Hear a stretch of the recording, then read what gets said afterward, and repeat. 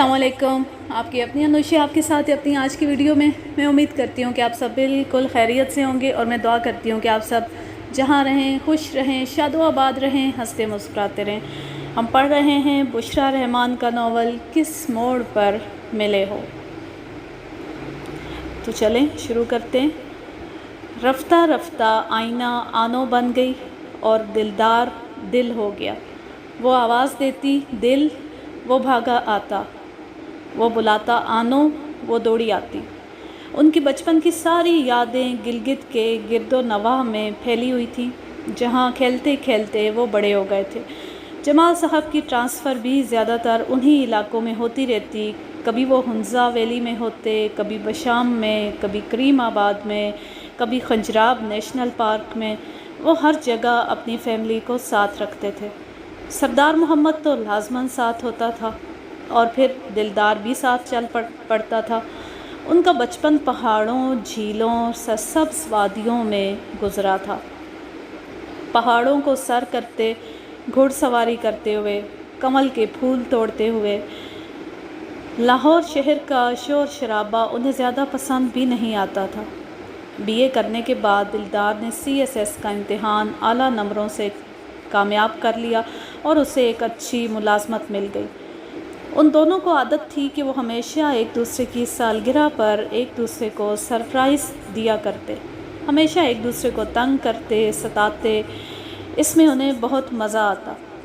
एक दिन बीबी जान ने डरते डरते दिलदार से कहा, दारे तू अब शादी कर ले, तेरी मुलाजमत पक्की हो गई है। ठीक है माँ, वो बोला, तू कर दे मेरी शादी। कहाँ कर दूँ? वाह वाह, माँ होकर तुझे पता नहीं चल सका। दारे, माँ ने कहा, इतने ऊंचे ख्वाब ना देखा कर। मुझे भी बहुत आदत थी ऊंचे ऊंचे ख्वाब देखने की। माँ, मैंने तुझे कितनी बार कहा है कि अपनी मिसाल ना दिया कर। मैं तो अपनी किस्मत अपने साथ लेकर पैदा हुआ। मैंने पैदा होते ही तेरे लिए चांद सी बहू तलाश कर ली थी। तू क्यों गम करती है? बीबी जान अंदर ही अंदर चुपके चुपके रोया करती। उनमें हिम्मत नहीं थी कि जाकर बेगम साहिबा से रिश्ते की बात कर लेती, और बेगम साहिबा इंतज़ार में थी कि कब वो ये बात खुद छेड़ेगी। एक दिन आईना और दिलदार एक दूसरे के पीछे भाग रहे थे। वो आनो जानो मानो कहता जाता और आईना दिल दिल कहती भागती जाती। मिसेस जमाल उन दोनों को गुस्से भरी नज़रों से देखने लगी।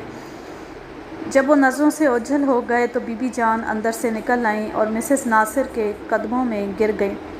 ये क्या कर रही हो बीबी जान? उन्होंने उसे उठाया। पहले आप मेरा कहा सुना माफ़ कर दें तो फिर अर्ज़ करूं। बीबी जान, मेरे लिए तो आप एक मोहतरम बहन का दर्जा रखती हैं। बेगम साहिबा, वो बोली, मैं इस लड़के के हाथों आपसे शर्मिंदा हूँ। इसे कई दफ़ा समझा चुकी हूँ। इसे समझ ही नहीं आती कि वो जवान हो गया है और आईना बेटी भी बड़ी हो गई है। वो दोनों अभी तक बच्चों की तरह लड़ते रहते हैं। मैं आपका कर्ब समझती हूँ। बेगम जमाल चुप बैठी रहीं। बीबी जान रोती रहीं। आपके एहसानात हैं मुझ पर। मैं कमज़र्फ़ नहीं हूँ, अपनी हैसियत जानती हूँ। बेगम साहिबा, इस मामले में आप सिर्फ़ अपनी बेटी को मना लें। अगर वो मान जाए तो मैं दिलदार को यहाँ से लेकर चली जाऊँगी। क्या पूछ लूँ उससे? तनी तनी मिसेस जमाल ने कहा। बीबी जान ने सर झुका लिया, रोती रहीं, फिर आंखें साफ़ करके बोली, मुझे इजाज़त दीजिए, मैं अपने बेटे को लेकर यहाँ से चली जाऊँगी, क्योंकि इससे अगली बात करने का मुझ में यारा नहीं। मिसेस जमाल कुछ देर सोचती रहीं। बीबी जान, इन दोनों का बचपन साथ है। मैं देख रही हूँ ये उम्र मानने की नहीं होती। हम दोनों माएँ हैं, हम दोनों इनका भला चाहती हैं। हम दोनों के शोहर वफ़ात पा चुके। ये फ़ैसले हमें करने हैं। हमें फ़ैसला कर लेना चाहिए।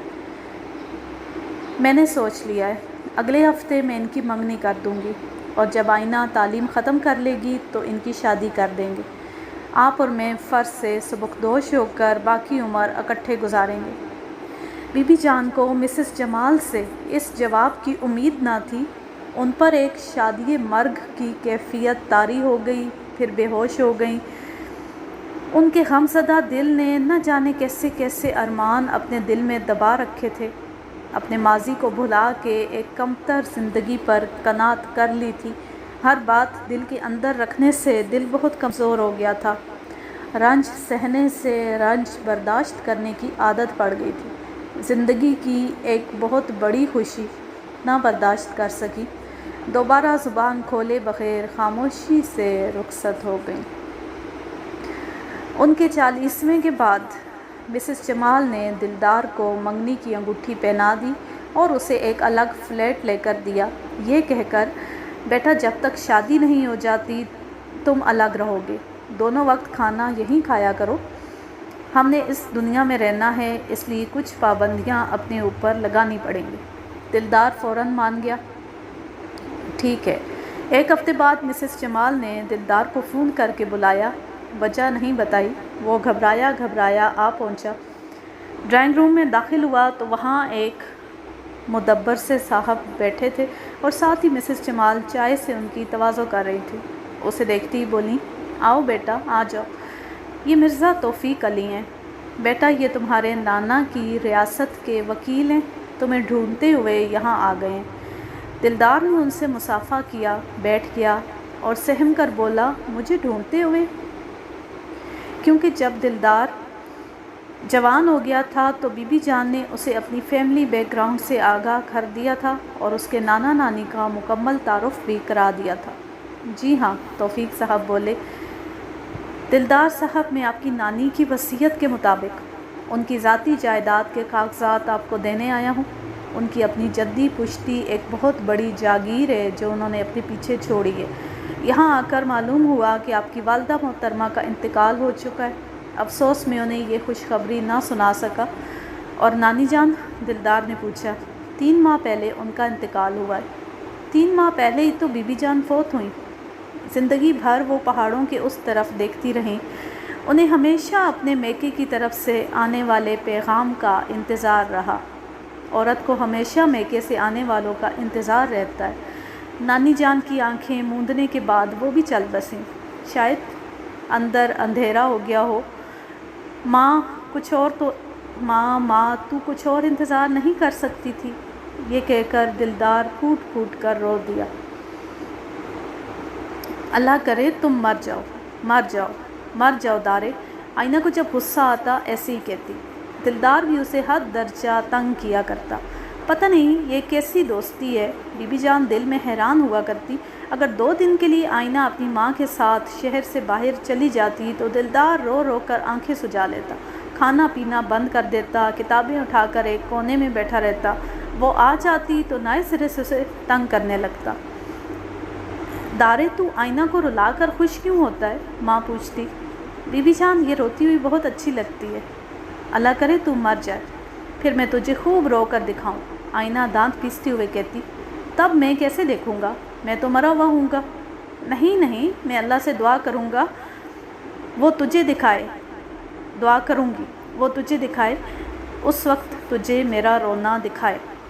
جب وہ بڑے ہوئے تو ایک دوسرے کی سالگرہ کا دن یاد رکھا کرتے، ایک دوسرے کو تحفہ ضرور دیتے اور سالگرہ کے دن ایک دوسرے کو سرپرائز بھی دیتے۔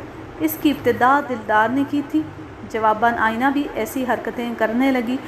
پہلے وہ ایک دوسرے کے ساتھ چھوٹے چھوٹے مذاق کیا کرتے تھے، بڑے ہوئے تو مذاق بھی بڑے بڑے کرنے لگے۔ ایک بار دلدار کی سالگرہ تھی۔ آئینہ صبح سویرے اس کے لیے کارڈ لکھ کے پھولوں کا گلدستہ بنا رہی تھی کہ ایک فون آ گیا۔ میں سٹی اسپتال سے بول رہا ہوں، آپ آئینہ جمال ہیں؟ جی ہاں، وہ ڈری سہمی بولی۔ دلدار چودھری حادثے میں زخمی ہو گئے ہیں اور بے ہوشی میں آپ کا نام لے رہے ہیں۔ اس نے دیکھا نہ تھا، پھولوں کا گلدستہ پکڑ کے ہسپتال کو دوڑی۔ گاڑی پورچ میں کھڑی کر کے ایمرجنسی وارڈ کا پتہ پوچھا۔ ابھی اس طرف رخ کیا تھا کہ ستون کے پیچھے چھپا ہوا دلدار نکل آیا اور بولا، ہیپی برتھ ڈے ٹو می۔ آئینہ نے سارے پھول اس کے منہ پر دے مارے اور لڑتی جھگڑتی سارا راستہ یہی کہتی رہی، اللہ کرے دارے تم مر جاؤ۔ سارا سال وہ بھی سوچتی رہی، پلان بناتی رہی۔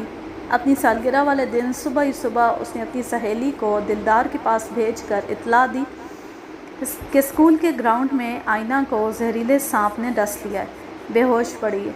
دلدار نے ایک لمحے کے لیے نہ سوچا اور اس کے سکول میں بھاگتا ہوا پہنچ گیا۔ وہاں آئینہ مزے سے کلاس میں بیٹھی چیونگم چبا رہی تھی۔ بی بی جان نے بہت کوشش کی کہ وہ اس قسم کے سنگین مذاق ایک دوسرے کے ساتھ کرنا بند کر دیں۔ ایک بار جب وہ غصے میں کہہ رہی تھی اللہ کرے تم مر جاؤ دلدار، تو اس نے ہنس کر کہا آنو اگر میں مر گیا تو سب سے زیادہ تم ہی رو گی۔ قسم سے نہیں، وہ چڑھاتے ہوئے بولی، مر کے دیکھ لو۔ پھر وہ سنجیدہ ہو گیا۔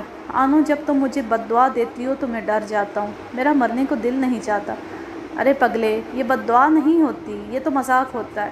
تم مذاق میں بھی ایسا نہ کہا کرو، بچپن کی بات اور تھی، اب مجھے اچھا نہیں لگتا۔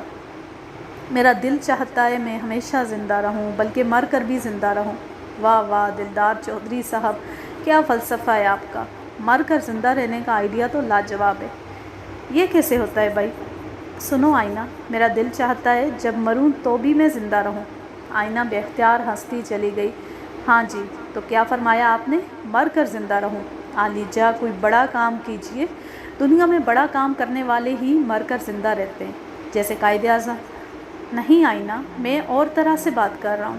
اول تو میں بہت لمبی عمر تک جینا چاہتا ہوں، اور جب مجھے موت آئے تو اس طرح آئے کہ میں چھپ کر سب کچھ دیکھتا رہوں، یعنی میں تمہاری ساری حرکتیں دیکھتا رہوں۔ آئینہ کا پھر ہنستے ہنستے برا حال ہو گیا۔ مسٹر دلدار چودھری، آپ کے خیالات لاجواب ہیں۔ نہیں آئینہ، در حقیقت میں ٹھیک طرح بیان نہیں کر سکتا۔ میرا دل ہمیشہ زندہ رہنا چاہتا ہے۔ جب تک بندہ زندہ رہتا ہے دل بھی زندہ رہتا ہے، آئینہ بولی۔ جب دل مر جاتا ہے تو بندہ بھی مر جاتا ہے۔ یہی تو میں کہہ رہا ہوں، میں چاہے مر جاؤں میرا دل ہمیشہ زندہ رہے، کیونکہ میرے دل میں تم رہتی ہو۔ آئینہ پھر پاگلوں کی طرح ہنسنے لگی۔ تم ایسا کرو، اپنا دل نکال کے ایک مرتبان میں رکھ دو اور اس کے اوپر لکھ دو یہ ایک ایسے آدمی کا دل ہے جو خود مر چکا ہے مگر اس کا دل دنیا میں زندہ ہے۔ اچھا چھوڑو، وہ چلا کر بولا، جب میں اپنی بات تمہیں سمجھانے کے قابل ہوا تو ضرور سمجھاؤں گا۔ جب ان دونوں کی منگنی ہو گئی تو مسز جمال نے کئی بار آئینہ کو ڈانٹا کہ وہ غصے میں دلدار کو یہ نہ کہا کرے اللہ کرے تم مر جاؤ، مگر لاڈ پیار نے اسے اتنا بگاڑ دیا تھا، اور پھر ہوش سنبھالتی ہی اسے دلدار کی جنون خیز چاہت مل گئی تھی، اس لیے وہ کسی کو خاطر میں لاتی نہ تھی۔ اب دلدار بھی اس کی بات کا برا نہیں مانتا تھا۔ وہ کہتا تھا شادی کے بعد وہ اپنے سہاگ کو ہرگز ایسا نہیں کہے گی۔ جب آئینہ نے گریجویشن کر لی تو مسز جمال نے دلدار سے کہا، بیٹا مجھے کچھ عرصے کے لیے امریکہ جانا ہوگا، پچھلے 2 سال میں نہیں جا سکی،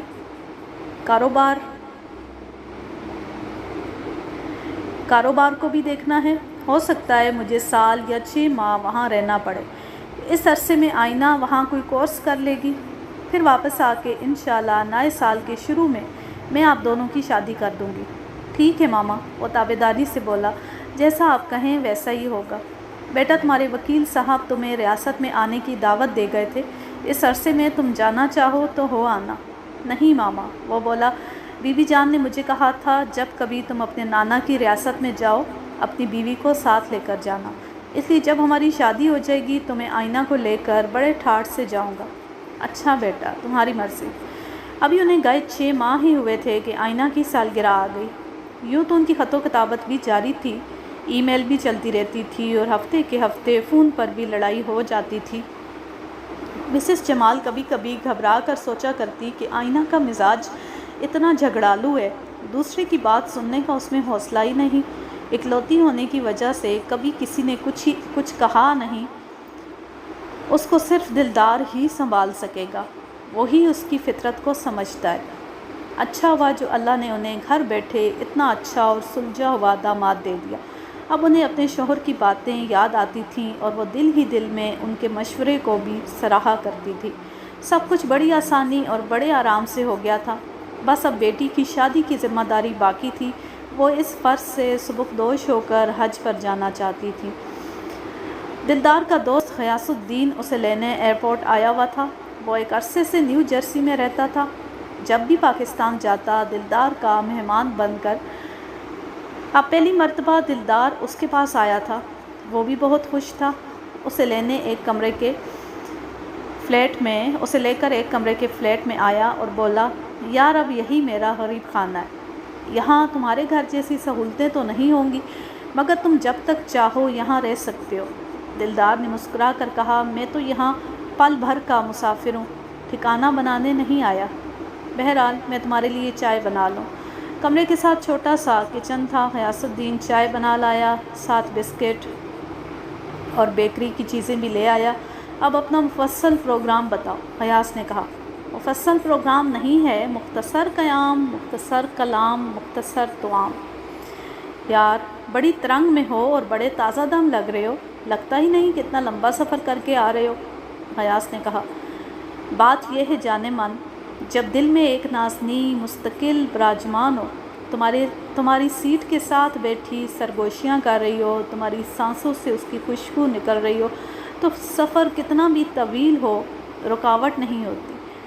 رشک آ رہا ہے تمہاری محبت پر۔ یار اس بار مجھے اپنی منگیتر سے ضرور ملوا کے جانا۔ نہیں، شادی کے بعد ملواؤں گا، وہ ایسی چیز ہے جس پر نظر نہیں ٹک سکتی۔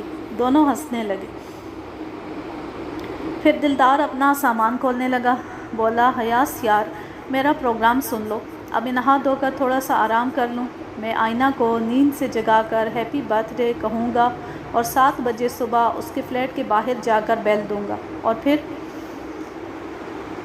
پھر غیاث نے جلدی سے کہا، یہ اتنا بڑا سرپرائز ہے کہ میں جیت جاؤں گا، کیونکہ میری سالگرہ شادی کے بعد آئے گی۔ غیاث نے کہا، اس کے بعد کا پروگرام بتاؤ۔ میں صرف 1 ہفتے کی چھٹی پر آیا ہوں، واپسی کی سیٹ بھی کنفرم کروا کے آیا ہوں، پھر جب شادی کے بعد آؤں گا تو میں میزبانی کی زحمت دوں گا۔ وہ نہا دھو کر سو گیا۔ شام کو اٹھا، چائے پی، کھانا کھایا اور آئینہ کے لیے لایا ہوا گفٹ پیک کیا۔ پھر دونوں دوست ٹی وی کے آگے بیٹھ گئے۔ تھوڑی دیر بعد غیاث الدین چینل تبدیل کر دیتا تھا۔ ایک دم ایک چینل سامنے آ گیا، اس پر ایک اعلان بار بار چل رہا تھا۔ بار بار سامنے لکھا ہوا آ رہا تھا کہ ہارٹ ٹو ہارٹ، اسپتال میں ایک مریض کے لیے ایک صحت مند دل کی ضرورت ہے، اس کی ہارٹ پلانٹیشن سرجری ہوگی۔ دور و قریب میں اگر کسی شخص کی حادثاتی طور پر موت واقع ہو جائے تو 24 گھنٹے کے اندر اس اسپتال سے رجوع کیا جائے۔ متوفی اگر مسلمان ہو تو زیادہ بہتر ہوگا۔ یار یہ کیا ہے؟ دلدار نے ایک دم چونک کر کہا۔ غیاث الدین نے چینل بدل دیا اور بولا، ایسے ٹیل اپ تو یہاں کا معمول ہے، واپس کرو۔ دلدار نے وہ چینل دوبارہ لگوایا، اشتہار کو دوبارہ سنا اور پڑھا کہ جو بار بار چل رہا تھا۔ غیاث نے کہا، یار یہ چینل خصوصی طور پر یہاں کے اسپتالوں نے خریدا ہوا ہے۔ اس چینل پر زیادہ تر میڈیکل کے پروگرام ہی ہوتے ہیں یا دوائیوں کے اشتہارات چلتے ہیں۔ اکثر اس چینل پر مختلف اسپتالوں کی جانب سے اپیلیں آتی رہتی ہیں۔ کسی کو خون کے کسی گروپ کی ضرورت ہوتی ہے، کسی کو گردے کی ضرورت ہوتی ہے، آنکھوں کی ضرورت ہوتی ہے یا مختلف جسمانی اعضاء کی ضرورت ہوتی ہے۔ اس طرح یہاں انسانوں کی زندگیاں بچائی جاتی ہیں۔ یہ کتنا نیک کام ہے غیاث، گویا الیکٹرانک میڈیا کا ایک بہت ہی مثبت کام سامنے آیا ہے۔ ہاں یار، یہاں رہ کر دیکھو تو تمہیں معلوم ہوگا انسانیت کی خدمت کیا ہے۔ غیاث نے کہا، تم ذرا ٹی وی دیکھو، میں ریسٹورنٹ سے رات کا کھانا لے آؤں، کیونکہ آج رات تو مجھے بھی تمہارے عشق کے لیے جاگنا ہوگا۔ یہ کہہ کر غیاث نیچے آ گیا۔ دلدار نے دیکھا دل کی سرجری والا اشتہار بار بار چل رہا تھا۔ پتہ نہیں اسے کیا سوچی، سامنے سے قلم اٹھایا، کاغذ اٹھایا اور انگریزی زبان میں لکھنا شروع کر دیا۔ یہ میری وصیت ہے جو میں دلدار محمد چودھری بقائمی ہوش و حواس لکھ رہا ہوں۔ اگر زندگی میں میرے ساتھ کوئی ایسا حادثہ پیش آ جائے کہ میں جاں بر نہ ہو سکوں تو میرا دل، میری آنکھیں، میرے گردے اور میرے دیگر اعضاء ایسے مریضوں کو لگا دیے جائیں جن کی زندگیاں یہ اعضاء لگانے سے بچ سکتی ہوں۔ نیچے اس نے اپنے دستخط کر دیے اور تاریخ بھی لکھ دی۔ غیاث واپس آیا اور میز کے قریب آ کر بیٹھا تو اس نے لکھا ہوا کاغذ اٹھا لیا، اسے پڑھا اور حیران ہو کر دلدار سے مخاطب ہوا، یار یہ کیا مذاق ہے؟ مذاق نہیں، یہ وصیت ہے۔ مگر ابھی سے کیوں؟ ایک تو یہ کہ اپنی محبوبہ کی سالگرہ کے دن یہ نیکی اسے تحفتاً دینا چاہتا ہوں۔ دوسری یہ کہ میں نے کسی جگہ پڑھا تھا، وہ بولا کہ نیکی کا خیال دل میں بس پل بھر کے لیے آتا ہے، مگر بدی کا خیال بہت دیر تک انسان کا پیچھا کرتا ہے۔ اگر انسان نیکی کے خیال پر فوراً عمل کرے تو وہ جنت خرید لیتا ہے، ورنہ بدی کا خیال دور تک اس کا پیچھا کر کے اسے اپنے دام میں گرفتار کر لیتا ہے۔ بس یہ اشتہار دیکھتے ہی نیکی کا ایک خیال میرے ذہن میں آیا تھا۔ مجھے پتہ ہے میری عمر بہت لمبی ہے، ابھی مرنے والا نہیں ہوں، مگر نیکی کا ایک خیال کاغذ پر لکھ دینے میں کیا حرج ہے؟ حیاس نے تسلی کا سانس لیا۔ یار تو ہمیشہ سے عجیب ہے۔ نہیں، ہمیشہ سے میں غریب تھا، عجیب تو اب ہوا۔ وہ دونوں ہنستے رہے، کافی پیتے رہے، باتیں کرتے رہے۔ جب 12:01 ہوا تو دلدار نے آئینہ کے گھر کا نمبر ملایا۔ اس نے فوراً اٹھا لیا۔ ہیپی برتھ ڈے آنو، دلدار نے محبت سے کہا۔ میں تمہارے فون کے انتظار میں جاگ رہی تھی۔ تھینک یو دل، اس نے محبت سے کہا۔ دیکھ لو، ہم ہمیشہ تمہاری توقعات پر پورا اترتے آئے ہیں، دلدار بولا۔ اسی لیے تو آپ ہمیشہ سے ہمارے دل میں ہیں، اس نے اسی کے انداز میں کہا۔ پھر دونوں کھلکھلا کر ہنس پڑے۔ ماما سو گئیں؟ ہاں، ماما سو گئیں۔ وہ بولا، صبح 7 بجے تمہیں میرا ایک حسین و جمیل تحفہ ملے گا۔ 7 بجے کیسے ملے گا؟ وہ بولی۔ بھائی بندوبست میرا ہے، تم کیوں فکر کرتی ہو؟ بس تم 7 بجے تک جاگتی رہنا۔ نہیں دل، میں تو 12 بجے تک بمشکل اپنے آپ کو جگا سکی ہوں۔ بہرحال کوشش کر کے دیکھو۔ تھوڑی دیر تک وہ باتیں کرتے رہے، پھر دلدار نے جلدی فون بند کر دیا تاکہ وہ سمجھے کہ فون پاکستان سے ہی تھا۔ ٹھیک 7 بجے بہت سے پھول اٹھائے دلدار نے جا کر اس کے گھر کی بیل بجائی۔ دروازہ آئینہ نے کھولا۔ سامنے دلدار کو دیکھ کر اس نے زور سے چیخ ماری اور بولی، اللہ کرے تم مر۔ پھر ایک دم رک گئی۔ دلدار اندر جا کر بے اختیار اس سے لپٹ گیا۔ وہ پہلے کبھی اس طرح نہیں ملا تھا۔ ماما اس کی چیخ سن کر باہر آ گئی۔ وہ دونوں گلے مل رہے تھے، اس لیے دوبارہ اندر چلی گئیں۔ آئینہ اس کو ہلکے ہلکے مارنے لگی کہ تم نے بتایا کیوں نہیں؟ تم نے بلف کیا۔ اللہ کرے آج تم مجھے بد دعا نہیں دو گی، مجھے معلوم ہے، وہ ہنس کر بولا۔ پھر ماما سے ملنے اندر چلا گیا۔ ماما نے اسے پیشانی پر پیار دیا، دعائیں دیں اور بولی، بیٹے مجھے اپنے آنے کی اطلاع تو کر دیتے۔ بس ماما، وہ سر جھکا کے بولا، بعض دفعہ بے ارادہ بہت بڑی غلطی ہو جاتی ہے۔ تم لوگ یہ بچوں والی عادت کب چھوڑو گے؟ تھوڑے دنوں میں تم دونوں ذمہ دار شہری بننے والے ہو۔ اس سے پہلے ماما جی ہم تھوڑی سی غیر ذمہ دارانہ حرکتیں کرنے کی اجازت طلب کرتے ہیں تاکہ بعد میں سنجیدہ بن جائیں، وہ بولا۔ کیا مطلب؟ ماما نے پوچھا۔ آج میں اور آئینہ گھومنے پھرنے جائیں گے۔ آئینہ، ماما نے کہا، تم نے تو 5 بجے اپنی کچھ دوستوں کو بلا رکھا ہے۔ ہاں ماما، تب مجھے پتہ نہیں تھا نا کہ اچانک۔ دلدار کی طرف دیکھ کر بولی، یہ بلا نازل ہو جائے گی۔ ماما ہم 5 بجے سے پہلے آ جائیں گے، وعدہ رہا۔ آئینہ مگر تم نے تو ابھی شاپنگ کرنا ہے شام کے لیے۔ ماما ہم کھانے پینے کی ساری چیزیں لیتے آئیں گے، آپ فکر نہ کریں۔ آئینہ بھی جیسے دل ہی دل میں تیار ہو گئی۔ ماما اگر میری فرینڈز آ جائیں تو پلیز ہمارے آنے تک انہیں بٹھائے رکھنا۔ آئینہ دوڑ کر اپنے بیڈ روم میں تیار ہونے چلی گئی۔ ماما نے پوچھا، بیٹا تمہارا سامان کہاں ہے؟ ماما، وہ میں نے ایک دوست کے گھر چھوڑ دیا ہے۔ کیوں بیٹا، تمہیں سیدھے یہاں آنا تھا۔ ماما وہاں میں کل دوپہر کو آ گیا تھا، یہاں کیسے آ سکتا تھا؟ آئینہ کو سرپرائز جو دینا تھا۔ دلدار بیٹا، بس اب یہ عادتیں چھوڑ دو۔ بیٹا میرے دل کو دھڑکا لگا رہتا ہے۔ ٹھیک ہے ماما، بس آج جانے کی اجازت دیں، یہ آخری سرپرائز تھا، پھر واقعی ہم دونوں سنجیدہ ہو جائیں گے۔ وہ تیار ہو کر جلدی آ گئی۔ دونوں نے ماما کو خدا حافظ کہا۔ آئینہ کے پاس گاڑی تھی، وہ چابی گھماتی نیچے آ گئی۔ ہاں جی مسٹر سرپرائز، اب کے تو آپ جیت گئے۔ اس جیت کی خوشی میں آپ دنیا کے کس کونے پر جا کر منانا پسند کریں گے؟ آنو، تم نے ایک بار مجھے بتایا تھا کہ تم نے یہاں ایک بہت ہی خوبصورت وادی دیکھی ہے جس کو نئی تہذیب کے ہاتھوں نے چھوا تک نہیں۔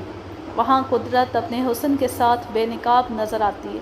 شاید اس کا نام تم نے شانن دوحہ بتایا تھا۔ شانن دوحہ۔ وہ دونوں موٹر میں بیٹھ گئے اور آئینہ نے موٹر سٹارٹ کر دی۔ پتہ ہے کہاں ہے وہ وادی؟ رچمنڈ ورجینیا کے پاس ہے۔ مگر ہے تو پتہ ہے کتنی دور ہے یہاں سے؟ بس مجھے دوری اور فاصلہ نہ بتاؤ، مجھے وہاں لے چلو۔ یہاں امریکہ کی سڑکیں اتنی خوبصورت ہیں، ٹریفک کا نظام کتنا منظم ہے، یہاں کیا مشکل ہے؟ دلدار، اگر آنے جانے میں دیر ہو گئی تو ماما پریشان ہوں گی۔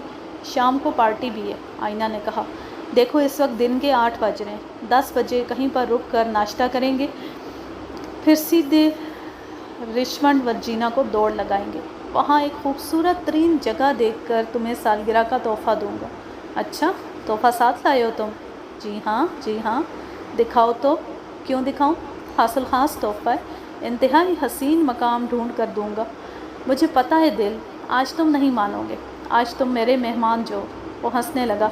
कल तुम्हारी जान बन जाऊंगा आनो। जब तुम दिल कहती हो ना, तो मेरा दिल चाहता है मैं ज़िंदगी भर दिल बनकर दुनिया में रहूं। ये क्या बात हुई? दिल बड़ी प्यारी शे होती है। बस दिल ही है जो कुछ दुनिया में है। मैं चाहता हूँ मैं अगर मर भी जाऊँ तो मेरा दिल ज़िंदा रहे। दिल, तुम फिर पटरी से उतरने लगे हो। सुनो, मैं जब से यहाँ अमेरिका में आई हूँ मुझे अपनी हिमाकतों का बड़ा एहसास होने लगा है। कैसी हिमाकतें?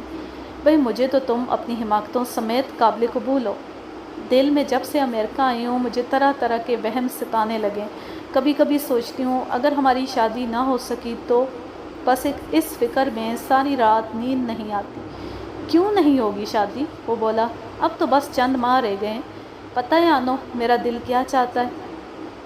मेरा दिल चाहता है मैं लाहौर से सहरा बांध के जहाज़ में बैठ जाऊँ, सारे मुसाफिरों को बारात बना के ले आऊँ, यहाँ मेरा तुम्हारा निकाह हो और तुम्हें रुखसत करवा के रात की फ़्लाइट से पाकिस्तान ले जाऊँ और अगले दिन वहाँ हमारा वलीमा हो।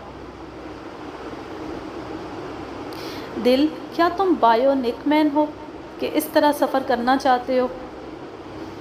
बस बस, मेरा दिल ना उड़ने को चाहता है, उड़न तश्तरी की तरह, मगर तुम्हें बगल में दबा के। इसीलिए तो मैंने एक लम्हे के लिए सोचा और यहाँ आ गया। अच्छा, अब यहाँ रुक के नाश्ता कर लें। उन्होंने एक जगह रुक के नाश्ता किया और फिर चल पड़े। शाननदोहा की वादी रिचमंड वर्जीना से आगे थी। यहाँ रुक के उन्होंने साहिल समुंदर का नज़ारा किया। हंसते गाते मुस्कुराते वो 4 बजे वादी में पहुँच गए। वो इतनी खूबसूरत जगह थी कि दिलदार उसे देखकर निहाल हो गया। वहाँ हद्दे नज़र तक कुदरती हुस्न बिखरा हुआ था। छतरियों की शक्ल के दरख्त पूरी वादी में फैले हुए थे। ऊपर एक पहाड़ी थी जिसके इर्द गिर्द गोल गोल सड़क जाती थी। रास्ता काफ़ी ख़तरनाक था। जगह जगह हदायत लिखी हुई थी। जगह जगह कुदरती गारें नज़र आ रही थीं। नोकीले पत्थरों ने मुंह बाहर निकाले हुए थे। शायकीन की मोटरें आहिस्ता आहिस्ता ऊपर जा रही थीं और चक्कर लगाकर दूसरे रास्ते से वापस आ रही थी। हदायत के बोर्ड चमक रहे थे। गाड़ी बहुत आहिस्ता चलाएं, आगे नाजुक मोड़ें, इससे आगे गाड़ी मुड़ नहीं सकती। पहाड़ की चोटी पर जाना मना है। पहाड़ की चोटी ख़तरनाक है। यहाँ पर सैर की हदूद ख़त्म होती हैं। अब आप वापस जाएं। वहाँ कुछ और मोटरें भी खड़ी थीं। लोग इस हद पर दम भर को रुकते फिर वापस आ जाते। आइना ने वहाँ मोटर रोक दी। वो दोनों बाहर निकल आए। आइना ने चारों तरफ नज़र दौड़ा कर कहा, दिल, ये वो जगह है जिसके बारे में मैंने तुम्हें लिखा था कि हनीमून के दिनों में यहाँ आया करेंगे। देखो कैसा सन्नाटा है। वो जगह दुनिया से कितनी दूर लगती है। यूँ लगता है यहाँ बस आसमान है और ये ज़मीन है और इस ज़मीन पर किसी इब्ने आदम के कदम नहीं पड़े। इसीलिए तो ये इतनी खूबसूरत है। गौर करके सुनो, सन्नाटा बोल रहा है। सन्नाटे की आवाज़ें आ रही हैं। दिलदार आंखें बंद किए आईना की बातें सुन रहा था। दिल, ये क्या, तुमने आंखें बंद कर ली? बल्कि यहाँ आकर तो आंखें खुल जाती हैं। नहीं, मैं तुम्हारी आवाज़ सुन रहा हूँ। पता है, जब तुम बोलती हो ना तो सारी वादी में तुम्हारी आवाज़ फैल जाती है। ऐसा लगता है वादी बोल रही है। उसने अपनी जेब से डिबिया निकाली। बोला, इस जगह मैं तुम्हें सालगिरह का तोहफ़ा दूंगा। अरे, इतने खूबसूरत कंगन किस कदर चमक रहे हैं। आईना ने लपक कर पकड़ लिए। उफ, ये तो किसी मलका के कंगन लगते हैं। दिलदार बोला, ये बीबी जान के कंगन हैं। वो जब अपनी माँ के घर से चलने लगी थी तो मेरी नानी ने उनको ये कह कर दिए थे कि मेरी माँ की निशानी है, तुम ले जाओ, तुम्हारे काम आएंगे। तभी आईना बोली, तुम्हारी नानी माँ मलका ही तो थी। आईना बोली, आनो, बीबी जान ने अपनी वफ़ात से 1 माह पहले मुझे ये कंगन दिखा के कहा था कि तुम पहली रात अपनी दुल्हन को ये तोहफ़ा दोगे और तुम इसे यहाँ उठा लाए। शादी के बाद ही देते ना। शादी की रात पता नहीं मैं अपने होशो हवास में होऊंगा कि नहीं, इसलिए मेरा दिल चाहा शादी से पहले जो आखिरी सालगिरह आ रही है उस पर तुम्हें दे दूँ।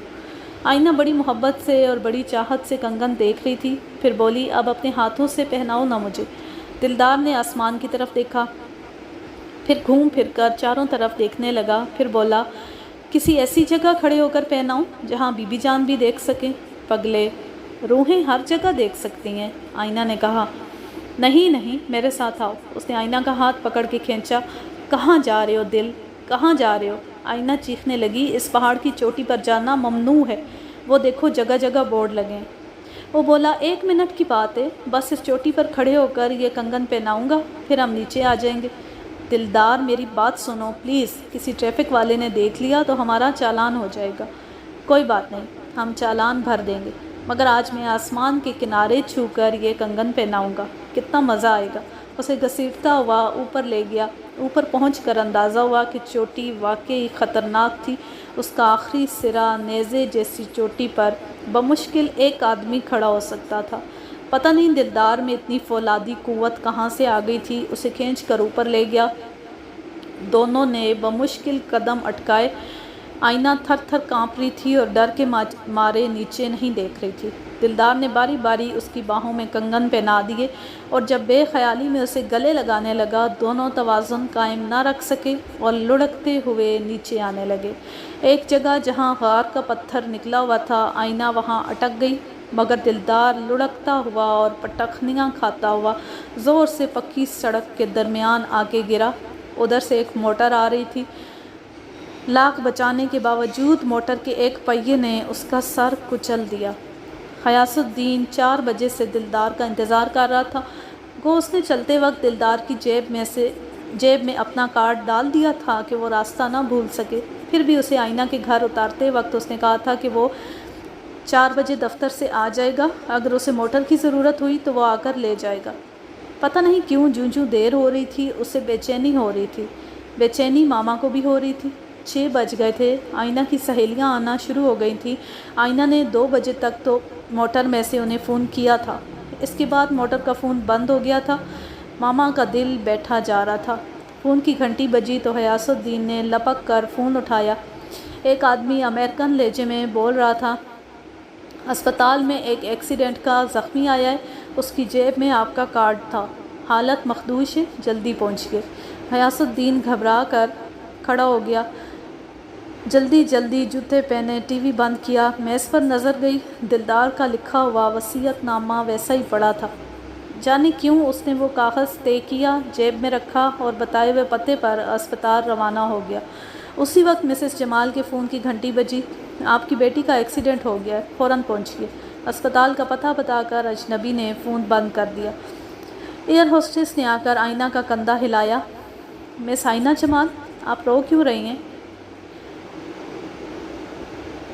آئینہ ایک جھٹکے سے اٹھ گئی۔ اس نے دیکھا وہ جہاز میں ہے، صبح ہو چکی ہے، ناشتہ سرو ہو رہا ہے اور ایئر ہوسٹس بڑی محبت سے اسے دیکھ رہی تھی۔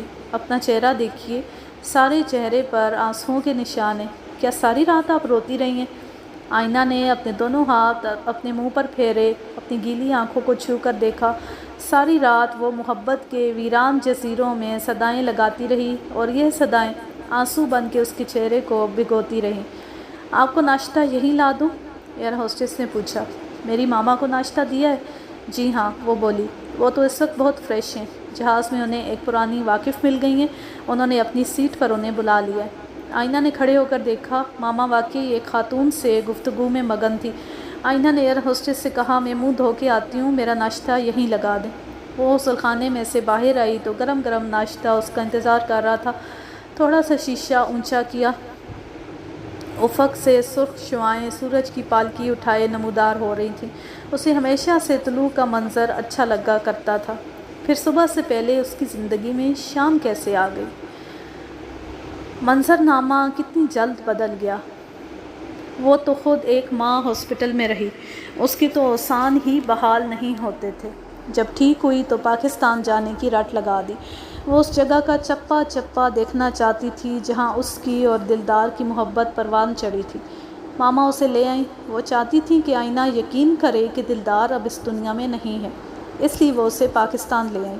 توشہ کی فریاد کو بھی ماما نے اس لیے قبول کیا کہ وہ آئینہ کا ذہن بدلنا چاہتی تھی، مگر قدرت نے کچھ اور انتظام بھی کر رکھا تھا۔ ان جگہوں نے، ان باتوں نے آئینہ کا ذہن باغی کر دیا اور بیچ میں ولن آ گیا۔ عبدالغفور غافل سے بڑی کوئی بدنصیبی نہ ہوگی، اس نے دل میں سوچا۔ وہ خوفزدہ تھی، اس کی خود اعتمادی لٹ گئی تھی، اسے قدم جمانے کو زمین نہیں مل رہی تھی۔ مستان کا رویہ اسے پاگل کیے دے رہا تھا۔ گھبرا کر اس نے ایک غلط فیصلہ کر دیا۔ وہ تو کہتی تھی دلدار کے سوا کوئی اس کا محرم نہ بن سکے گا، وہ زندگی بھر شادی نہیں کرے گی، یوں ہی عمر گنوا دے گی، مگر ایک انتہائی بدترین انسان سے شادی کر کے اس نے اپنا وجود پامال کر دیا اور اپنی روح پر زخم لگائے۔ وہ پھر رونے لگی، ناشتے کے دوران رونے لگی۔ شاید دلدار کی روح کی بد دعا لگ گئی۔ وہ کہتا تھا میں ہمیشہ زندہ رہنا چاہتا ہوں۔ ایسے غلیظ آدمی سے شادی کر کے اس نے دلدار کی روح کو بھی دکھ پہنچایا۔ ہاں مگر لوگ کہتے ہیں حد سے زیادہ حسین ہونا بھی بدقسمتی کا موجب بن جاتا ہے۔ جو چیز توازن کے دائرے سے نکل جاتی ہے اسے پل پل اپنی قیمت ادا کرنا پڑتی ہے۔ لوگ کہتے ہیں حسین لوگ شادی کے معاملے میں بد نصیب ہوتے ہیں۔ لوگ یہ بھی کہتے ہیں کہ حد سے زیادہ روپ نصیبوں والا نہیں ہوتا۔ ہاں لوگ یہ کہتے ہیں کہ حسین لڑکیاں اکثر غلط شوہر کا انتخاب کر لیتی ہیں۔ شاید انہیں اپنے حسن کا بہت ذوق ہوتا ہے، شاید حسن کی تپش اتنی زیادہ ہوتی ہے کہ وہ عقل کو آگے نہیں آنے دیتی۔ حسن کے دیے کے آگے ان کی عقل کا چراغ بجھ جاتا ہے۔ کاش وہ حسین نہ ہوتی مگر نصیبوں والی ہوتی۔ کاش اس کے لمبے بال کہانیوں کو جنم نہ دیتے، اس پر عافیت کا سایہ کرتے۔ کاش وہ اپنا سب کچھ لٹا کر بے سر و سامان نہ ہوتی۔ اتنے چرکے لگے تھے کہ اب وہ ڈر رہی تھی کہ اللہ تعالیٰ سے دعا مانگ رہی تھی کہ اب جو دیکھنے جا رہی ہے اسے برداشت کرنے کا حوصلہ بھی دے اور میری خطائیں بھی معاف کر دے۔ جب بیلٹس باندھنے کا اشارہ ہوا تو وہ ماما کے پاس آ گئی۔ اس کی سوجی سوجی لال آنکھیں دیکھ کر ماما نے پوچھا سونے کو جگہ مل گئی تھی؟ ہاں پیچھے 2-3 سیٹیں خالی تھیں، میں خوب سوئی۔ ماما خاموش ہو گئیں۔ وہ اس کی بے خواب آنکھوں کا راز فاش نہیں کرنا چاہتی تھی۔ ایئرپورٹ پر حسب پروگرام لیلا اور توشہ انہیں لینے آئی ہوئی تھی۔ توشہ آئینہ کو دیکھتی اس سے لپٹ گئی اور رونے لگی، گو کہ آئینہ نے اپنے بالوں کی داستان اسے فون پر بتا دی تھی۔ پھر بھی اس کا ویران اور لٹا ہوا چہرہ دیکھ کر توشہ کو بہت زیادہ دکھ ہوا۔ باہر نکل کر توشہ نے آئینہ اور ماما کا تعارف لیلا سے کرایا۔ موٹر میں مختصر سی بات ہوئی۔ ماما اور آئینہ چاہتی تھیں انہیں ان کے گھر نیو یارک میں ڈراپ کر دیا جائے تاکہ وہ ایک رات آرام کر سکیں۔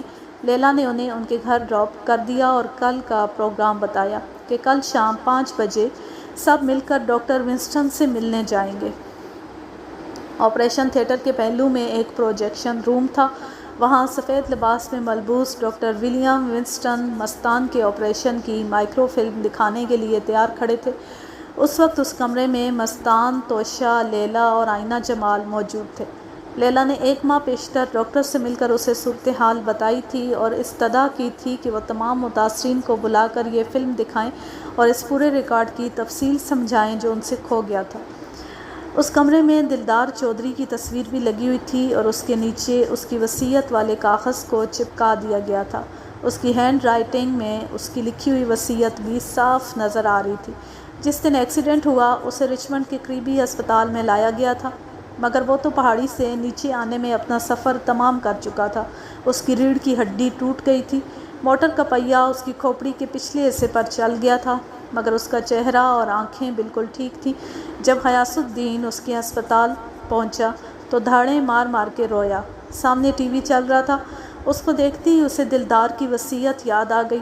کاغذ نکال کر اس نے ڈاکٹروں کو دکھایا۔ اچھی طرح تصدیق کرنے کے بعد اسپتال کی انتظامیہ نے خود ہارٹ ٹو ہارٹ اسپتال سے رابطہ کیا۔ باقی انتظامات ہسپتال آپس میں خود ہی کر لیتے ہیں۔ احتیاطاً انہوں نے مسز جمال سے بھی اجازت لے لی کیونکہ اس کی اصل وارث تو مسز جمال ہی تھی۔ مسز جمال کی اپنی بیٹی ایک لمبی بے ہوشی میں جا چکی تھی۔ ان پر غشی کے بار بار دورے پڑ رہے تھے۔ وہ عجیب قیامت نما دن تھا۔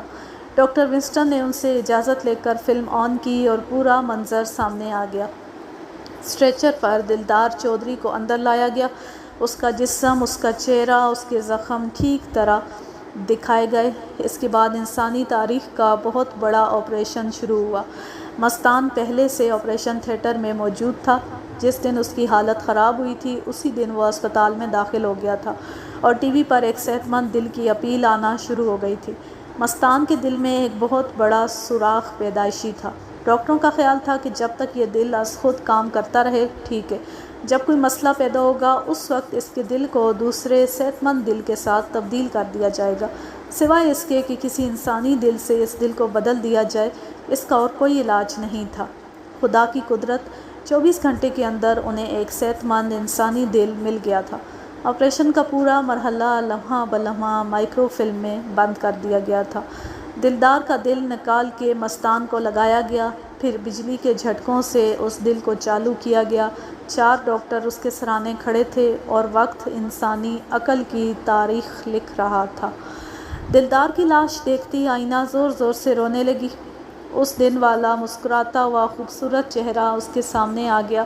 پھر دیکھتے ہی دیکھتے سب رونے لگے، سب رو رہے تھے۔ مستان بھی رو رہا تھا، جس کے پہلو میں دلدار کا دل دھڑک رہا تھا۔ فلم ختم ہو گئی، کمرے میں روشنی تیز ہو گئی۔ ڈاکٹر ونسٹن نے بہت محبت سے ان چاروں کو دیکھا اور نرس کو کافی لانے کے لیے کہا۔ کرنجی آنکھوں والی، گرے بالوں والی، سفید ملبوس والے ڈاکٹر نے اس طرح آہستہ آہستہ بولنا شروع کیا جیسے فرشتہ پر ہلاتا ہے۔ وہ ایک عظیم نوجوان تھا۔ اس نے اپنی موت سے تھوڑی دیر پیشتر اپنی وصیت لکھی تھی اور کہا تھا، اگر میرے ساتھ کوئی حادثہ پیش آ جائے اور میں جانور نہ ہو سکوں تو میرا دل، میری آنکھیں، میرے گردے اور دیگر اعضاء ایسے مریضوں کو لگا دیے جائیں جن کی زندگیاں یہ اعضاء لگانے سے بچ سکتی ہوں۔ اس عظیم نوجوان کی وصیت کے مطابق اس کی قیمتی اعضاء حاجت مندوں کو لگا کر انہیں بچایا جا چکا ہے۔ اب وہ نوجوان ایک ملک میں نہیں 3-4 ملکوں میں زندہ ہیں۔ ایسے لوگ ہمیشہ زندہ رہتے ہیں، کبھی نہیں مرتے۔ یہ دنیا ہے، اس میں عجوبے اور معجزے ہوتے رہتے ہیں۔ چند سال پہلے ہم سوچ بھی نہیں سکتے تھے کہ دل اس طرح تبدیل کیا جا سکتا ہے۔ یہ تیسرا کامیاب تجربہ ہے جو ہم نے کیا ہے۔ اب میڈیکل کی دنیا مصنوعی دل بنانے کے تجربے سے گزر رہی ہے۔ اللہ نے انسانوں کو اشرف المخلوقات کہا تو صرف اس عقل کی وجہ سے۔ ڈاکٹر نے سر کی طرف اشارہ کیا۔ انسان ہمیشہ عقل کے تعاقب میں رہے گا اور دنیا میں ایسے ناقابل یقین واقعات ہوتے رہیں گے اور اللہ کے نیک بندے انسانیت کی بقا کے لیے سرگرم عمل رہیں گے۔ ہاں، ایک بات ڈاکٹروں کے تجربے میں آئی ہے، وہ مسکرا کر بولا۔ جس شخص کو کسی دوسرے انسان کے جسم کے اعضاء لگائے جاتے ہیں یا پیوند کاری کی جاتی ہے، اس پر مرنے والی شخصیت کی عادات کا کچھ اثر ضرور ہوتا ہے۔ گو یہ اثر آہستہ آہستہ زائل ہوتا جاتا ہے، مگر انسان کی عادات میں اس کے اعضاء برابر کی شریک رہتے ہیں۔ اگر اسے دوسرے آدمی کا دل لگایا جائے تو نئے جسم کی جبلتوں کا ساتھ دینے میں اسے وقت لگتا ہے۔ نئے دل والے شخص کو اکثر اوقات فلیشز کا سامنا ہوتا ہے۔ کبھی کبھی اس کے دل میں پرانی امنگ اٹھتی ہے، پرانے چہرے تصور میں آتے ہیں، پیارے لوگوں کے نام ذہن میں اترتے ہیں۔ اگر وہ اس شخص کی رہائش گاہ پر جائے یا ان مقامات سے گزرے جہاں سے پرانا شخص گزرا تھا تو یہ چیزیں اور یہ جگہیں اس کے حواس پر چھا جاتی ہیں۔ اسے یوں لگتا ہے جیسے وہ پہلے بھی یہاں آیا تھا، پہلے بھی یہاں سے گزرا ہے۔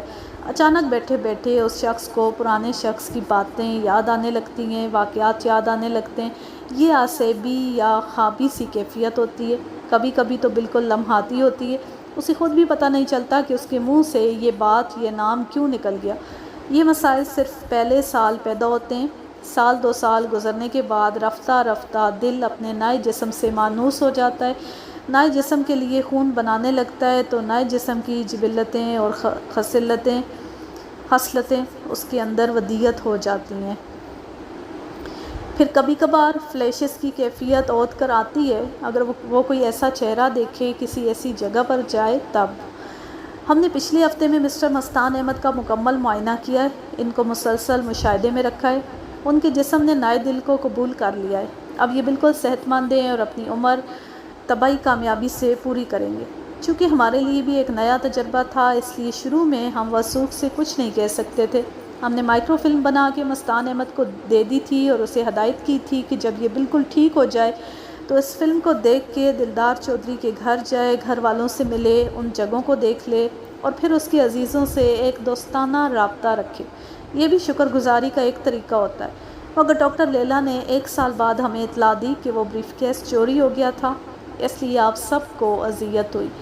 سب لوگ خاموش ہو گئے مگر آئینہ اور مستان اب بھی رو رہے تھے۔ نرس کافی لے آئی، سب نے ایک ایک پیالی اٹھا لی۔ آئینہ جب بھی سر اونچا کرنے لگتی، دلدار کی مسکراتی ہوئی تصویر اسے سامنے نظر آتی۔ جتنی دیر تک اس کی آنکھوں کے کٹورے آنسوؤں سے بھر کر خود ہی چھلک پڑے۔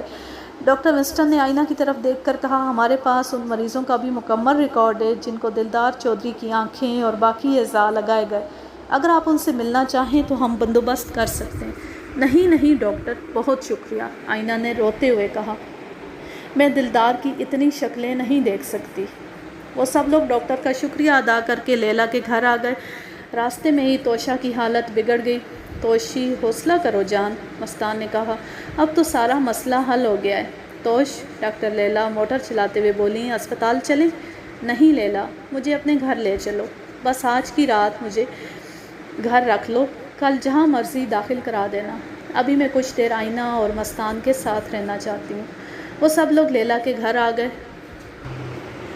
لیلا نے کھانا تیار کر کے انہیں کھلایا، توشا کو بستر پر لٹا دیا، اس کی دوائیں اس کو دیں۔ بعد میں سب لوگ آ کر توشا کے کمرے میں قالین پر بیٹھ گئے۔ توشا کچھ سنبھل گئی، پلنگ سے ٹیک لگا کے بیٹھ گئی۔ لیلا کافی بنا کے لے آئی۔ خاموشی میں ڈوبا ہوا مستان یکدم بولنے لگا، آئینہ، میں تمہارا گناہ گار ہوں۔ مجھے یاد ہے یہ ساری باتیں ڈاکٹر نے مجھے ڈسچارج کرتے وقت بتائی تھیں، اور مجھے بار بار مائکرو فلم دیکھنے کو بھی کہا تھا۔ 1 گھنٹہ اس نے مجھے لیکچر دیا تھا، مگر میں خود غرض تھا، جی اٹھنے کی خوشی میں سب کچھ بھول گیا۔ مگر پتہ نہیں کیوں میرے ذہن میں آئینہ کا نام رہنے لگا۔ میں نے اپنی بیٹی کا نام آئینہ رکھ دیا، پھر اپنی کمپنی کا نام آئینہ پروڈکشن رکھ دیا۔ کالے کالے لمبے لمبے بال میرے خیالوں میں رہنے لگے۔ میں نے جہاز میں بے اختیار کالے لمبے بالوں والی عورت کو چھیڑا اور ذلت اٹھائی۔ تم ملی تو یوں لگا میں تمہیں جانتا ہوں، کہاں کیسے سمجھ نہیں آتی تھی۔ خدا کی قدرت کہ انہی مقامات پر ہم شوٹنگ کرتے رہے جہاں تم اور دلدار زیادہ تر رہے ہو۔ پتہ نہیں میں تمہارے ساتھ کیا کر رہا ہوں، کیوں کر رہا ہوں، مجھے خود سمجھ نہیں آئی تھی، کیونکہ یہ سب ایک لمحے یا ایک ثانیے میں ہو جاتا تھا۔ بعد میں میرے ذہن سے نکل جاتا تھا کہ میں نے ایسی کوئی حرکت کی ہے۔ گلگت سے لے کر خنجراب تک وہ سب بے ساختگی میں ہوا، بے ارادہ ہوا۔ تمہارے ساتھ ایک انجانی سی ہمدردی ہو گئی، اور جب غافل نے تمہیں پھنسانا شروع کیا تو میرے اندر دلدار کا دل بے چین ہو گیا۔ مستان رونے لگا، میں تمہیں ہر قیمت پر اس سے بچانا چاہتا تھا، مگر کیوں، یہ میری سمجھ میں نہیں آ رہا تھا، اور مجھ سے بدگمان ہو کر میری پیاری بیوی بیمار ہو گئی تھی۔ کیسا اذیت ناک روگ اس نے اپنے آپ کو لگا لیا۔ میں اپنے آپ کو کبھی معاف نہیں کروں گا۔ میں نے تمہاری انمول زندگی برباد کی، میری وجہ سے تم غافل کے چنگل میں جا پھنسی۔ مستان پھر رونے لگا۔ نہیں، آئینہ آہستہ سے بولی، گناہ گار میں خود ہوں۔ آخر مجھے بھی تو سوچنا چاہیے تھا کہ یہ شخص میرے بچپن کے نام اور میری زندگی کے حوالے کیسے جانتا ہے۔ خود آپ سے ایک دن بیٹھ کے بات کر لیتی۔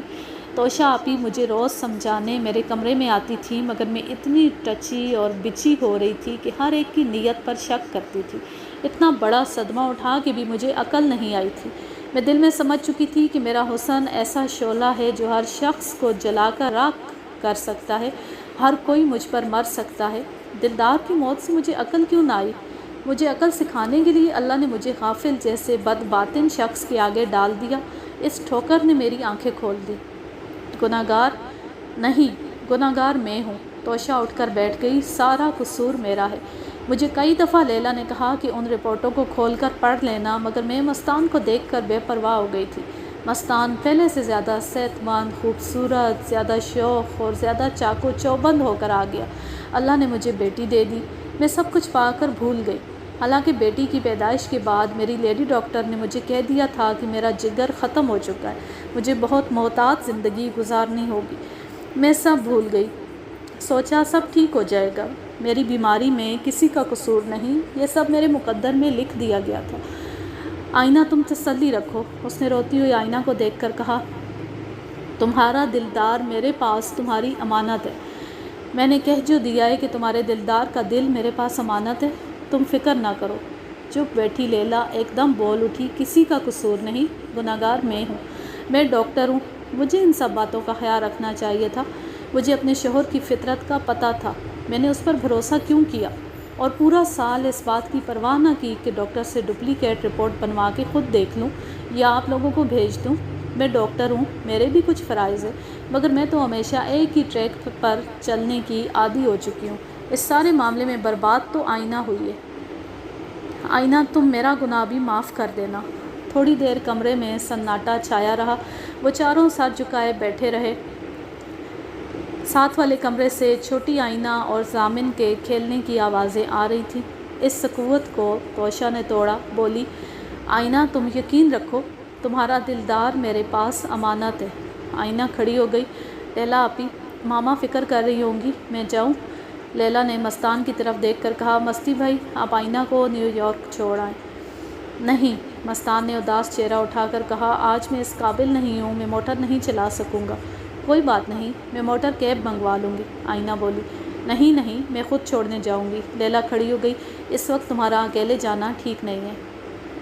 واپسی پر تم اکیلی ہو جاؤ گی لیلا، توشہ نے کہا۔ اتنے میں چھوٹی آئینہ اور ضامن آگے پیچھے دوڑتے ہوئے آئے۔ آئینہ اپنی ماں کی گود میں گھس گئی۔ لیلا چابیاں اٹھانے گئی۔ بڑی آئینہ نے کھڑے ہو کر اپنا پرس اٹھایا۔ توشہ نے کہا، آئینہ ادھر آؤ۔ آئینہ قریب آئی۔ توشہ بولی، آئینہ، میں تمہیں دلدار کے بدلے میں اپنی آئینہ دیتی ہوں۔ دونوں ہاتھوں سے اس نے آئینہ کو آگے بڑھایا۔ آئینہ جمال کی سمجھ میں یہ بات نہیں آئی، مگر اس نے چھوٹی آئینہ کو پکڑ لیا اور اس کا منہ چوم لیا۔ اتنے میں لیلا آ گئی، ساتھ ضامن بھی دوڑتا آیا۔ اگر آنو جائے گی تو میں بھی جاؤں گا۔ ہاں توشہ، میں ان دونوں کو لے جاتی ہوں، واپسی پر میں اکیلی نہیں ہوں گی۔ ٹھیک ہے، توشہ نے کہا، ٹھیک ہے۔ وہ جب جانے لگی تو توشہ نے پھر آواز دی، آئینہ جمال، مجھے ملتی جاؤ۔ وہ قریب آئی۔ توشہ نے اسے گلے لگایا، اس کے منہ پر پیار کیا اور بولی، دلدار کا دل تمہاری امانت ہے، اور یہ چھوٹی سی آئینہ، یہ میری امانت تمہارے پاس رہے گی۔ آئینہ کی سمجھ میں کچھ نہیں آیا۔ وہ لیلا کے ساتھ باہر نکل آئی۔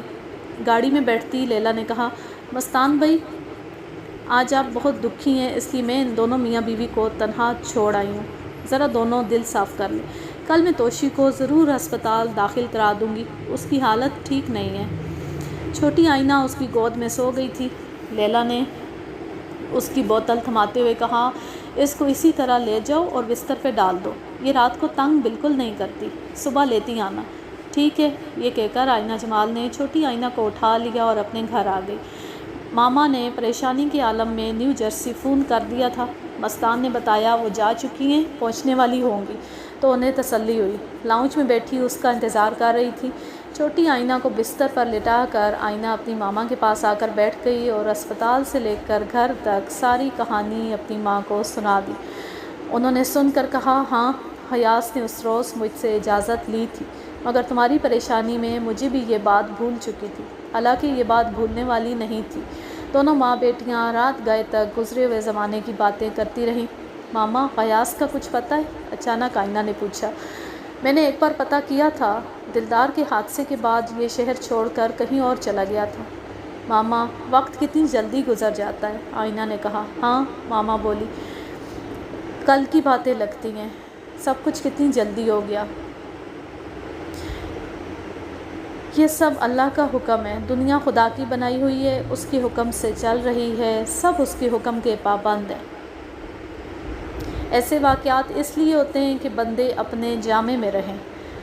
بیٹی سو جاؤ، رات بہت گزر چکی ہے، ماما نے کہا۔ آئینہ اپنے کمرے میں آ گئی۔ اسے نیند نہیں آ رہی تھی۔ دلدار کی جدائی کا دکھ گہرا تھا۔ وہ تو اللہ کے حکم پر بچھڑ گیا، مگر جاتے جاتے اپنا دل چھوڑ گیا۔ وہ کہتا تھا نا کہ میں چاہتا ہوں میرے مرنے کے بعد میرا دل زندہ رہے۔ وہ عجیب تھا، عجیب باتیں کرتا تھا۔ وہ دل میں رہے گا مگر کبھی نہیں مرے گا۔ آئینہ اپنے کمرے میں آ کر بیلکنی میں کھڑی ہو گئی۔ اس کے دل میں پچھتاووں کا ایک سمندر ٹھاٹھیں مار رہا تھا۔ وہ چند دن جو اس نے حافظ کے ساتھ گزارے تھے، کاش وہ سارے دن زندگی کی کتاب میں سے نکل جائیں، کوئی نوچ کر لے جائے ان دنوں کو۔ یہ سب اس نے دلدار کی محبت میں خیانت کی تھی۔ وہ بڑی بے قرار ہو رہی تھی۔ اسے ایک ایک لمحہ یاد آیا، آخری دل کا جو اس نے امریکہ میں دلدار کے ساتھ گزارے تھے، اور وہ آخری لمحہ جن میں اس نے اس کی باہوں میں کنگن پہنائے تھے۔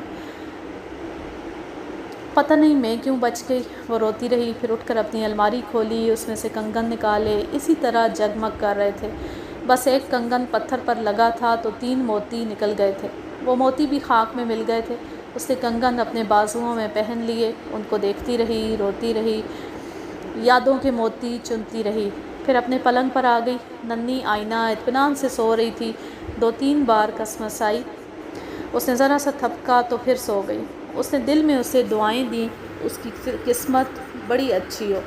غالباً 4 بج رہے تھے، رات رخصت ہو رہی تھی۔ گھڑی دیکھتے دیکھتے اس نے سوچا، ہمارے پاکستان میں تو اس وقت فجر کی اذان ہوتی ہے۔ سوچتے سوچتے اس کی آنکھ لگ گئی۔ اس نے دیکھا بیلکنی میں دلدار کھڑا ہے، ویسا ہی خوبصورت، خوش لباس اور چاق و چوبند، اس کی طرف دیکھ کر ہنس رہا ہے۔ ابھی وہ حیران ہو کر اسے دیکھ رہی تھی کہ یہ اوپر کیسے آ گیا کہ اس کے پیچھے سے توشہ آپا نکل آئیں۔ انہوں نے آئینہ کو اٹھا رکھا تھا۔ دونوں ہاتھوں سے پکڑ کے انہوں نے آئینہ کو دلدار کی طرف بڑھایا۔ دلدار نے آئینہ کو پکڑ کے آئینہ جمال کی طرف بڑھا دیا۔ آئینہ جمال نے دوڑ کر دلدار کے ہاتھ سے ننھی آئینہ کو پکڑ لیا۔ ابھی کچھ پوچھنا چاہتی تھی کہ آنکھ کھل گئی۔ وہ گھبرا کر بیٹھ گئی۔ بالکل وہاں سامنے وہ زندہ سلامت کھڑا تھا، مگر چھوٹی آئینہ تو اس کے ساتھ بستر پر لیٹی تھی۔ اگر وہ بستر پر نہ لیٹی ہوتی تو وہ کبھی یقین نہ کرتی کہ یہ خواب تھا، اتنا واضح۔ مگر کتنی عجیب بات تھی کہ پورے سال میں اس نے دلدار کو ایک بار بھی خواب میں نہیں دیکھا تھا۔ وہ اسے خواب میں دیکھنے کو ترستی تھی، اور آج وہ کیسے آ گیا، وہ بھی توشہ آپی کے ساتھ۔ پھر وہ چین سے سو نہ سکی، اٹھ کر چائے بنانے لگی۔ ماما بھی کچن میں آ گئیں۔ ماما آپ جاگ رہی ہیں؟ بیٹا مجھے نیند نہیں آئی، بڑی بے چینی تھی، سوتی جاگتی کیفیت میں رہی، پھر نماز پڑھی، وظیفہ پڑھا، ابھی تمہاری آواز سنی تو ادھر آ گئی ہوں۔ آپ بیٹھے، میں چائے بنا کر لاتی ہوں۔ دونوں نے چائے پی۔ آئینہ بولی، ماما میں چھوٹی آئینہ کو چھوڑنے جاؤں گی، تقریباً 8 بجے نکلوں گی، تب تک وہ اٹھ جائے گی۔ میں بھی تیرے ساتھ جاؤں گی، ماما بولی، اکیلے گھر میں میرا دل گھبرائے گا۔ وہ دونوں تیار ہو کر آئینہ کو ساتھ لیے موٹر میں آ بیٹھیں۔ آئینہ نے اپنی موٹر نکالی اور سڑک پر ڈال دی۔ 1 گھنٹے بعد وہ لیلا کے گھر پہنچ گئے۔ گھر کے باہر ایک ایمبولینس کھڑی تھی۔ شاید توشہ آپی کی طبیعت زیادہ خراب ہو گئی ہے، آئینہ نے اپنی ماں سے کہا، اور انہیں اسپتال لے جانے کے لیے ایمبولینس آئی کھڑی ہے۔ گاڑی پارک کر کے چھوٹی آئینہ کو اٹھائے وہ دروازے کے اندر آئی۔ سیڑھیوں میں بیٹھی لیلا زاروں قطار رو رہی تھی۔ لیلا آپی کیا ہوا؟ لیلا اٹھ کر آئینہ کے گلے لگ گئی۔ اس نے ہمیشہ مجھے دھوکہ دیا، ہمیشہ مجھے باتوں میں لگائے رکھا۔ وہ بھی ماما کی طرح سکون سے جانا چاہتی تھی۔ آؤ تمہیں دکھاؤں۔ وہ کتنی آسانی سے چلی گئی۔ وہ آئینہ جمال کو پکڑے ہوئے توشہ کے کمرے میں لائی۔ مگر رات کو تو وہ ٹھیک لگ رہی تھی، وہ ہمیں مستقل دھوکہ دے رہی تھی۔ جب میں تمہیں چھوڑنے کے لیے نکل گئی تو اس نے مستان سے بہت باتیں کی، پھر اسے کہا میرے پاس آ کر لیٹ جاؤ۔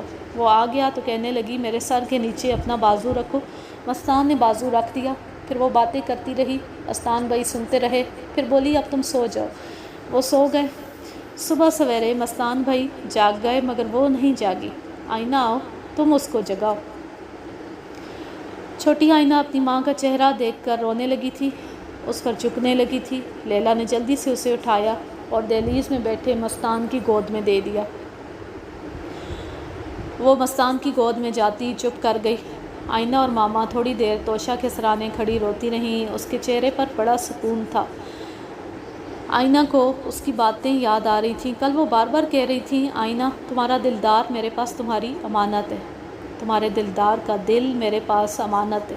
پھر جب انہوں نے ننھی آئینہ کو اس کی طرف بڑھایا تو کہا تھا، آئینہ میں دلدار کے بدلے میں تمہیں اپنی آئینہ دیتی ہوں۔ بار بار والہانہ انداز سے توشہ کبھی آئینہ جمال کو دیکھتی تھی اور کبھی روتے ہوئے مستان کو دیکھتی تھی۔ پھر اس نے جاتی جاتی آئینہ کو دروازے سے بلایا تھا، اس کی پیشانی چوم کر کہا تھا، دلدار کا دل تمہاری امانت ہے، اور یہ چھوٹی سی آئینہ یہ میری امانت ہے، تمہارے پاس رہے گی۔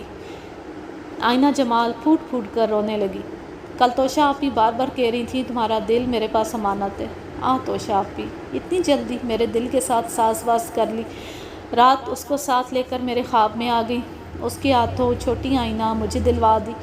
یہ جانے والے ایک پل میں گھل مل جاتے ہیں، پیچھے رہ جانے والے فاصلوں کو ہی نہیں پاٹ سکتے۔